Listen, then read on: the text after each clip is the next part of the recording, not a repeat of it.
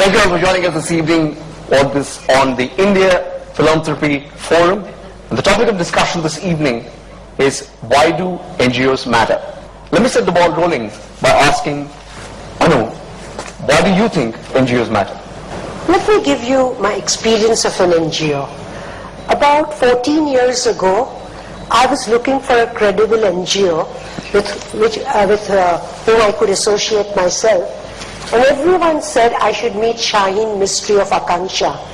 So I remember I came with a list of questions and met her at the Willingdon Club.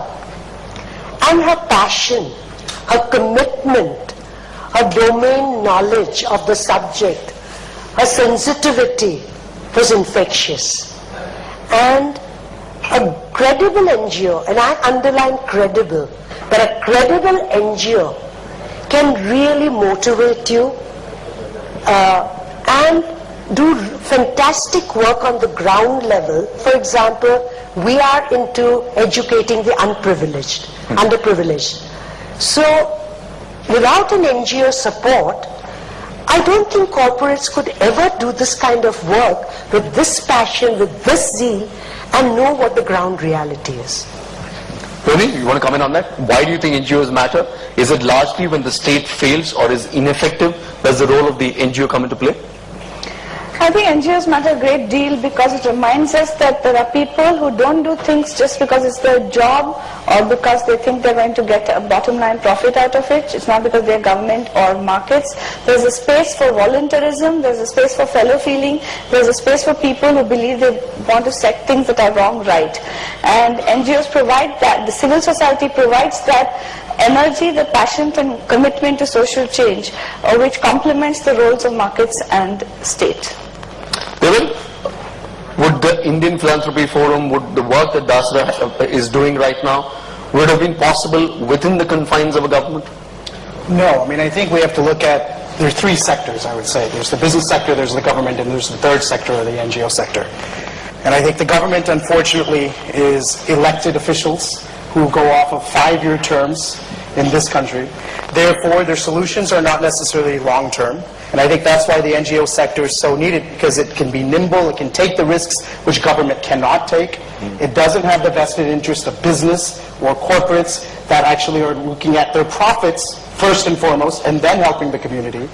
And it's run by passionate individuals who are looking to make a difference in an innovative manner. And therefore, it's integral, not just in areas where the government is not successful, but even in countries where the government is successful, as a watchdog agency to really pressure the government to do a better job. Even if the government is successful, Michael, do you think, what's the relevance you would think of an NGO? Absolutely. I think NGOs, whether the government exists or not, have a role, because the best NGOs can be the seed of changes that really modify the world we live in. Having said that, I must say that most NGOs, however, do not. And so actually having an effective NGO is, and understanding what makes an effective NGO is critical, because most of the money of philanthropy goes to waste, and it goes through organizations that do not.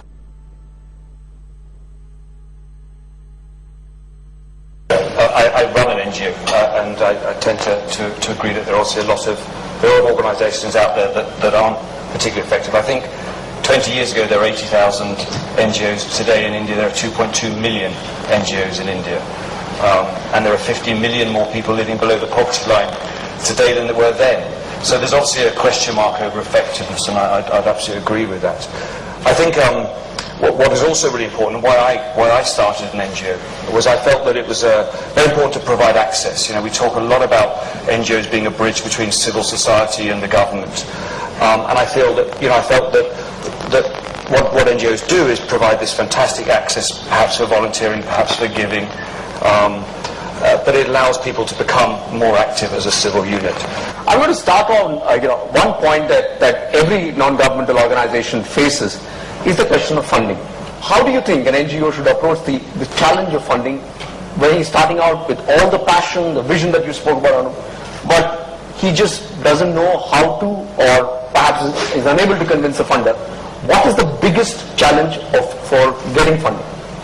I don't have an answer to this, but we started Teach for India, and all along we had a belief that the youth in India are not bothered about social issues, and they're not taking any active role in changing things.